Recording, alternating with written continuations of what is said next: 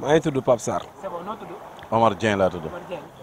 waaw tabaski bi jege na clients yi ñu ngi ñëw di waxaale.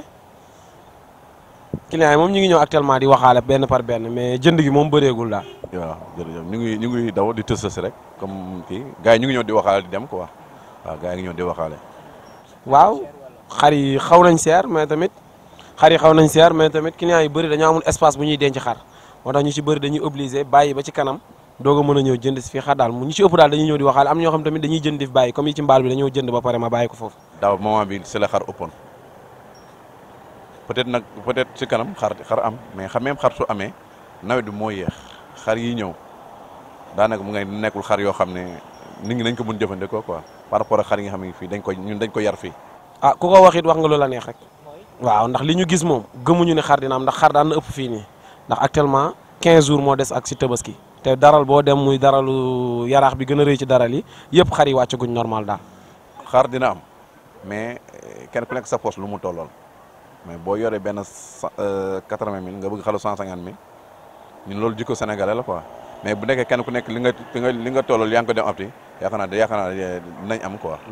waaw seeraayu xar yi tamit xam nga tamit Sénégal benn instant dañuy ñëw fekk xar moo xam ni du jar 200 000 ñu bëgg ci fay 100 000 te fekk borom daf cee sonn plus de 6 mois nit ki yeew xar di jox dund suba ak ngoon ñun semaine bu nekk 40 000 la ñuy xont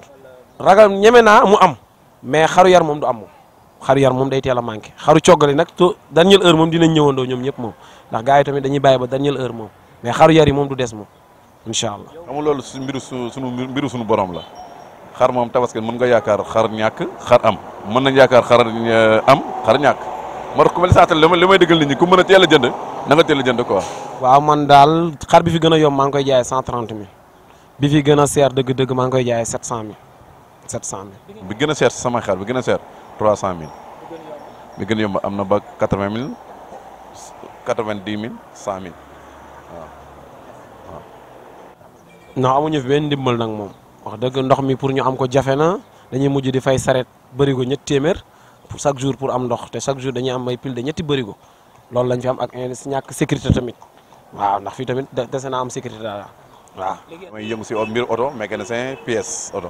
mais damay def tamit ay xar chaque année su jeexee damay jënd denc yar mais actuellement amu benn problème ah. sécurité bi courant moom maa ko jël sama bopp ndox maa jëndal sama bopp. obligé fanaan dañuy am groupe buy monter guddi am ñuy monter bëccëg noonu rek la ñuy obligé man su ma xëyee ni 6 heures du matin laay xëy si mais dafa am ñoo xam ne comme ñi kii taxaw ñoom ñoo fi fanaan daal semaine bu nekk xar yi ngay gis yëpp ci benn kër lañ jóge semaine bu nekk ñu ngi lekk 40 000 francs léegi loolu boo calculé xar mi boo calculé lim lekk yëpp mu doo ko jaay mais nag xaalis bu daje bi rek moo ci am mais amul bénéfice xar coono kese moo ci nekk